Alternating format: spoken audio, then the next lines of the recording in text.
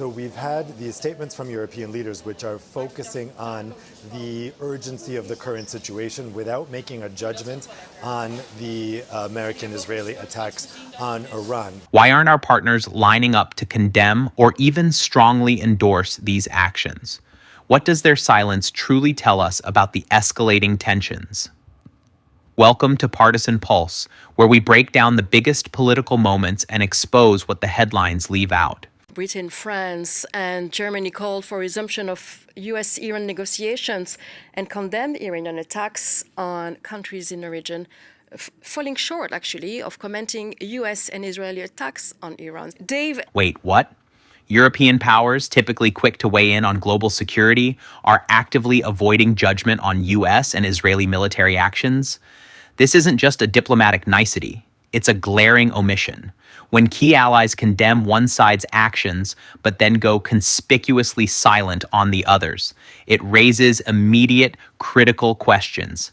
Is this a quiet disapproval veiled in diplomatic language, or is it a strategic calculation about what they can't afford to say publicly?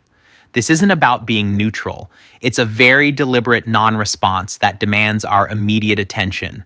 We need to understand the why behind this silence.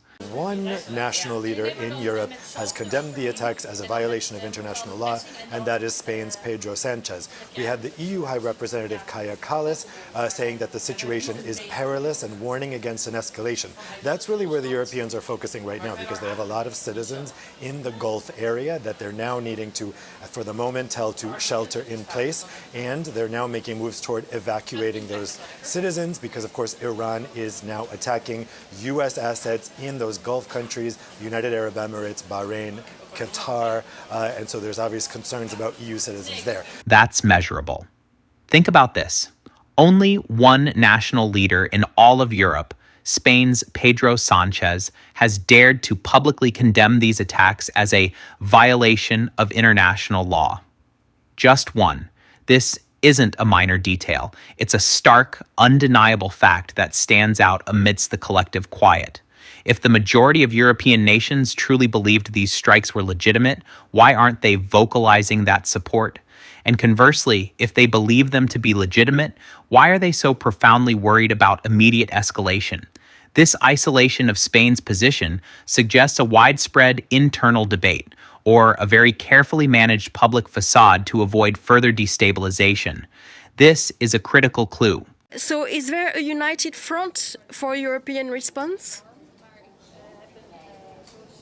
There's unity in relative silence, you could say. The majority of European leaders have really not commented on, let's say, the legality of these attacks. That's an interesting phrase, isn't it? It suggests a collective, almost coordinated decision, not just individual reluctance from European capitals. Now, I've just attended a speech by the new Dutch Prime Minister, Rob Jetten.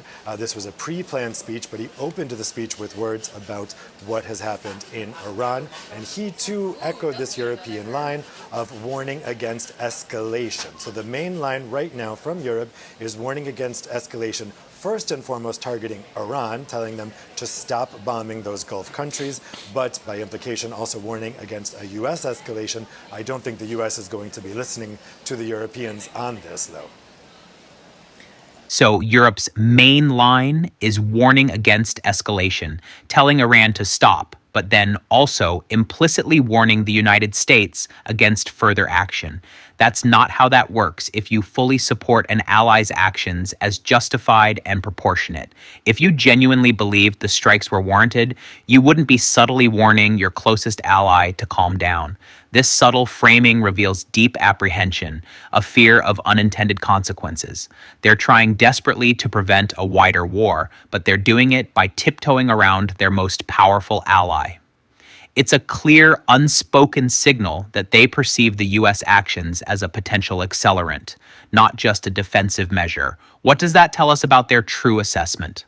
So France is calling for an extraordinary meeting of the UN Security Council. It's not clear whether or not that's actually going to happen, but France is really pushing for some urgent planning by other parties to try to stop this from escalating. On the EU side, President Ursula von der Leyen has called for a meeting of the top commissioners involved in defense for Monday. But that is also very, very much being pushed by France and also Germany to get this meeting of all the EU ambassadors together to try to agree a common line on this. I mean, the common line, the most we can expect from that will be a common line on calling for non-escalation. We're not going to get any criticism of the United States and Israel's attacks for sure, and we're not going to get any common line on praising the U.S. attack either. This statement right here is on the record.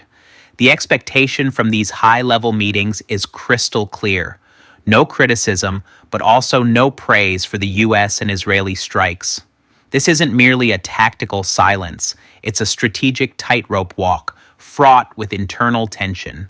European leaders find themselves caught in an uncomfortable bind between their traditional alliance with the United States and Israel and their very real fears of severe regional destabilization and potential breaches of international law. Their collective inability to form a clear common line beyond de-escalation speaks volumes about the deep divisions and profound discomfort within the alliance itself regarding these actions. This is a critical moment for alliance cohesion. Well, I think that the Europeans are in a difficult situation here because, on one hand, this is probably a violation of international law, so they don't want to go too far ahead in praising it. But at the same time, of course, there is no love lost between European governments and the regime in Iran, who all European governments are not friends with. So they don't want to be seen in any way of trying to protect or defend the regime in Iran, but a lot of them are also wary of going too far here in praising what could be a violation of international law. We saw the same thing happen when the U.S. attacked Venezuela, the Europeans trying to skirt this line.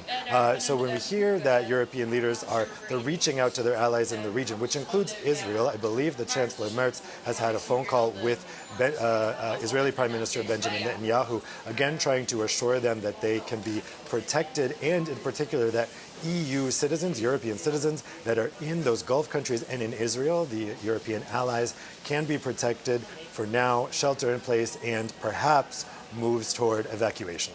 We know that European leaders have also reached out to the leaders of the Gulf countries, Qatar, Bahrain, UAE, because they are right now under attack by Iran. Now, Iran is targeting U.S. military bases in those countries, but of course that means the closure of airspace. There have been unconfirmed reports that people on the ground may have been hit. So right now people are sheltering in place. And I think one of the things that European leaders will be talking about with the leaders in this region is how to protect civilians as much as possible as this continues. British Prime Minister Keir Starmer, French President Macron, and German Chancellor Merz, they were quick to point out that they did not take part in these strikes. Exactly, yeah, and that's the delicate balance they're trying to strike here, because they don't want to be seen as completely endorsing these strikes, but they also don't want to criticize them. A delicate balance. The British, French, and German leaders are actively distancing themselves from the strikes, making it clear they did not participate, while simultaneously refusing to condemn them outright. They don't want to be seen endorsing, but they absolutely don't want to criticize either. This isn't just about political optics. It's about the very real high-stakes risk calculations being made in every European capital. They are clearly worried about the precedent these strikes set and the potential for a wider, uncontrolled conflict that could directly impact their citizens, their economic interests, and the stability of global trade routes. This isn't a show of unified support for our actions. It's a clear indication of deep underlying concerns about the chosen path and the potentially devastating consequences for global stability and international law. The stakes couldn't be higher. And so again, these talks between Keir Starmer and the leaders in the region, of allies in the region, are very much focused at this point on protecting civilians, and in particular on protecting their own citizens, of which there are a lot in these countries, especially in the Gulf countries. There are a lot of Europeans who live in these countries who are right now going to be feeling very, very anxious as Iran is raining missiles toward them. The silence from our closest allies isn't just a footnote. it's a flashing red light. It tells us that what's happening isn't as clear cut or universally accepted as some narratives suggest. There are profound, unstated concerns about strategic direction and the erosion of international norms.